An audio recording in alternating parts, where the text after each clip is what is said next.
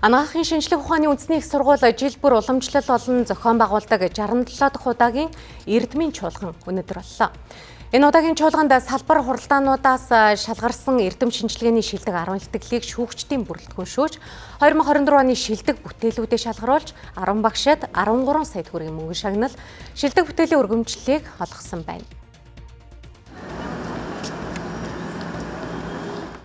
Ерөнхийдөө оюутнуудын төвшөнд бол бид нэр олон улсын хурал болгож өргөтгсөн байгаа. Нийтдээ 3000 гаруй оюутан оролцож 160 гаруй эрдэм шинжилгээний илтгэлүүд хилцэгдсэн. 9 орны 80-ад гадаад оюутнууд бас оролцлоо. Тэгээд хуралдаан бол англи дээр явсан оюутнуудын судалгаа боловсруулалтын ажлууд, шинжлэх ухаанч хилцүүлэг хийх, гарч байгаа үр дүнг, оюун дүгнэлт хийх чадвар бол маань эрс сайжирсан. Англи хэлний мэдлэг чадвар бол асар өндөр байна. Мөн тус сургуулийн хувьд өнгөрсөн жил нийт төсвийн 7.2% эрдэм шинжилгээ судалгааны ажилд зарцуулж байсан бол энэ жил 8.3% болгон нэмэгдүүлжээ. Мөн 100 гаруй төслийг шинээр санхүүжүүлж байна. Тунгийн зөвлөгөөнүүдийг өгж ажилладаг. Хотодны хавдрын эсэд дээр судалгаанууд хийсэн, за бүдүүн эзний хавдрын эсэд судалгаа хийсэн, за мөн туршилтын амтан дээр хавдрын загвар үсгээд судалгаагаа хийсэн байгаа. Тэгээд энэ судалгаанд олон улсын за үндэсний хэмжээний олон эрдэмтэд хамтарч ажилласан байгаа. Хүмүүсийн ген инженерчлэлийн сургууль, за манай сургуулийн бие анагаахын сургуулийн эрдэмтэд, химийн эрдэмтэд ингээд маш олон судалгааны багууд хамтарч ажилласан байна. Мөн анагаахын шинжлэх ухааны үндэсний их сургуулийн хамт олон Японы засгийн газрын санхүүжүүлдэг өндөр төсөв бүхий төсөлд шалгарсан байна.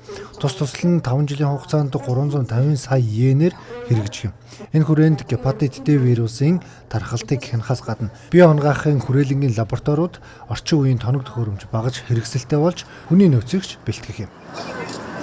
Гепатит D вирусын халдвар бол манай оронд энэ дэлхий дээр байгаа орнуудын хүн амс хамгийн их тархсан энэ вирусын нэг. Гэхдээ харамсалтай нь одоогийн онцлогооны онцлог бас хамаараад тэр болгон хүн борлогын онцлогоонд хамрагдаж чаддаггүй.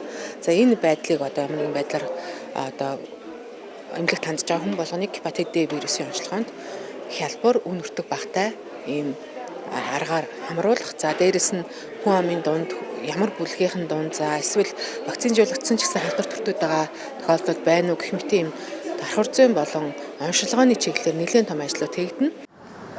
Анагаахын шинжлэх ухааны үндэсний их сургууль багш судлаачдынхаа эрдэм шинжилгээний ажлыг дэмжих зорилгоор 2025 онд ректорын нэрэмжит тэтгэлэг, докторийн дараах судлаачийн грант, эрдэм шинжилгээний төсөл бүтээлийн урамшуул зэрэг нийт 800 гаруй сая төгрөгийн хөрөнгө оруулалтыг хийсэн байна.